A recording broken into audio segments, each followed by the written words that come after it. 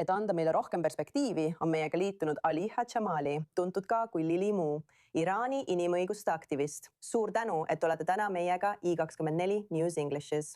Endiselt on palju spekulatsioone selle üle, mida võimalik kokkulepe võiks sisaldada. Meil ei ole veel üksikasju, kuid tervikuna, mida see hetk tähendab Iraani rahva jaoks. See sõda algas 40 000 Iraani meeleavaldaja tapmisega tänavatel. President Donald Trump ütles, et abi on teel.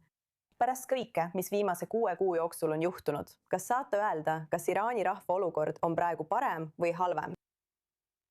Tere õhtust teile ja kõigile teie vaatajatele, aitäh, et mind kutsusite. Esiteks ja kõige tähtsamana on Iraani rahvas olenemata ükskõik millisest kokkuleppest oma võitluses režiimi vastu ja selle režiimi vastu, mis on otsustanud neid tappa, palju kaugemale jõudnud.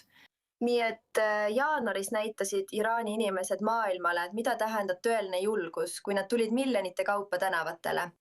3 ööd järjest, hoolimata sellest, et neid tulistati, hoolimata sellest, et nad nägid inimesi enda ees langemas, hoolimata sellest, et nad said teada, et inimesi lastakse haiglates. 3-4 päeva järjest tulid inimesed ikkagi tänavatele sadade tuhandete ja miljonitena üle kogu riigi režiimi vastu, mis on otsustanud neid tappa. Nii palju, kui meie Iraani inimesed teame, on Iraani rahva ja režiimi vahel endiselt veremeri ning me purjetame endiselt selle sees. Selleks, et sellest režiimist vabaneda, peame me võitlema. Kui meil on liitlasi nagu president Donald Trump või peaminister Netanyahu, kes iganes astub kineetilisi samme režiimi vastu, mis on relvastatud ja meie vastu tegutsenud ning päästab tsiviilelanike elud, oleks see suurepärane. Me tervitaksime seda igati. Aga kui räägitakse niinimetatud etenduslikust diplomaatilisest vestlusest ja 40 000 inimest, 40 000, mille režiim ise on tunnistanud. Aga pidagem alati meeles, et kui režiim midagi ütleb, tuleb seda arv alati palju suuremaks korrutada. Ainuüksi Teheranis on tapetud tuhandeid ja tuhandeid inimesi. See on nii, ma mõtlen, ärme lihtsalt hakka numbritesse laskuma. Iraani rahvas on lõvi ja päikeserevolutsioonis oma eesmärkidega selle režiimi vastu palju kaugemale jõudnud. Neil on opositsiooni juht kroonprints Reza Pahlavi, kes koos rahvaga, kui rahvas tuli tänavatele, nägi nende jõudu, nägi nende tahet ja ütles, tulge välja, ma toetan teid. President Trump ütles samuti, tulge välja, ma toetan teid. 40 päeva hiljem. Pärast seda, tegelikult 100 päeva, täpselt 100 päeva pärast seda, kui Teheranis esimene pood suleti ja Javad Shahi nime hüüti. Ja siis nädal pärast seda, pärast 10 000 iraanlaste tapmist, toimuski lõpuks kineetiline tegevus. Khomeini, ma mõtlen Khomeini Islamivabariigi kõrgeim juht kõrvaldati. Nii paljud IRGC liikmed on tänu Iisraeli kaitseväele sihikule võetud ja kõrvaldatud. Nii et see, millega Islamivabariik praegu silmitsi seisab, on tema enda hukk ja tema enda nõrkus. Olenemata sellest, kas 60-päevane kokkulepe, mille sisu teab ainult Jumal, jätkub või mitte, pole Islamivabariik kunagi olnud tuntud selle poolest, et ta oma lubadustest kinni peaks. Nii nagu aedadel, mil selle vastu olid sanktsioonid, toimusid tehingud mustal turul ja Islamivabariik täitis oma taskuid. Kui aga Islamivabariik eemandatakse areenilt, on kogu rahvusvaheline kogukond turvalisem. Iraani rahvas on turvalisem.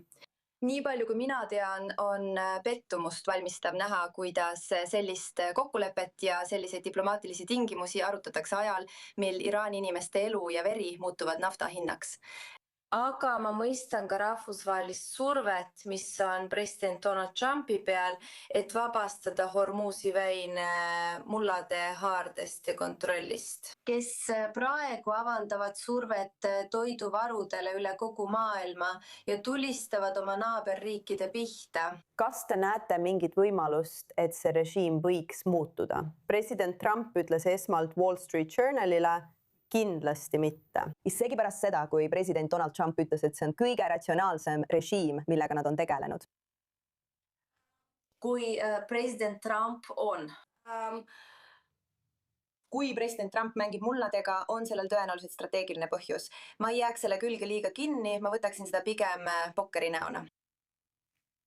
kui rääkida sellest, mida me reedel Genfis näha võime, kui asepresident G.D. Vance seisab kõrvuti parlamendi spiikri Mohammed Bagher Garibafi ja Abbas Arachiga, siis millise sõnumi see saadab Iraani rahvale ja Iraani diasporaale?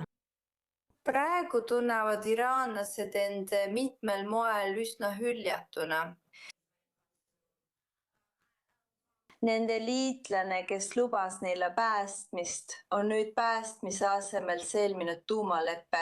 Nii et olukord iraanlase mõtteviisis on selline, et Donald Trump ja Barack Obama käituvad sarnaselt. See muutus Trumpi puhul. Ära ole Obama. Sa oled meiega, kas meiega või nendega. Põhimõtteliselt oli Iraanis selline hüüe, mida kõik teavad. Obama, Obama, ja Obama, ja Obama, mis tähendab Obama, kas meiega või nendega.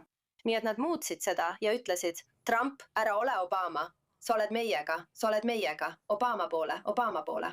Ja nüüd on see lihtsalt nii, Trump, ära ole Obama.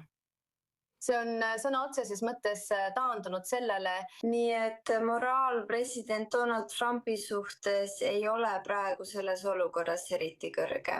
Siiski on iraanlased harjunud ootamatute kannapööretega. Nad on harjunud ettearvamatustega ja on harjunud ise raskustega silmitsi seisma. Kui peame sellega ise hakkama saama, siis peame ise hakkama saama. Lili Mu, väga tore, et olete meiega. Praegu on nii oluline kuulda Iraani diasporaa vaatenurki. Aitäh, et olite meiega i24 News Englishes. Aitäh, et mind kutsusite, soovin teile ilusat õhtut. Aitäh!